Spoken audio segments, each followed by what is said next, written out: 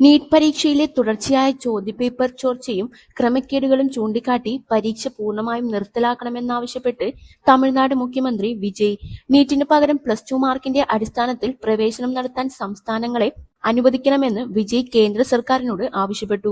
NEET പരീക്ഷയുടെ വിശ്വാസ്യത തകർന്നതായും ദേശീയ തലത്തിൽ ഇത്തരം പരീക്ഷകൾ നടത്തുന്നതിലെ ഘടനാപരമായ പിഴവുകൾക്ക് തെളിവാണ് ഇപ്പോഴത്തെ സംഭവങ്ങളെന്നും അദ്ദേഹം സോഷ്യൽ മീഡിയ വഴി വ്യക്തമാക്കി.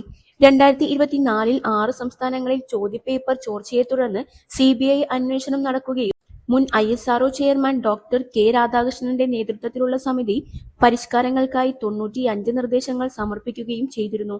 എന്നാൽ ഈ ശുപാർശകൾ വന്ന് 2 വർഷത്തിനുള്ളിൽ വീണ്ടും ചോദ്യപേപ്പർ ചോർച്ച ഉണ്ടായതും പരീക്ഷ റദ്ദാക്കേണ്ടി വന്നതും പരീക്ഷാ സംവിധാനത്തിന്റെ പരാജയമാണ് കാണിക്കുന്നത്.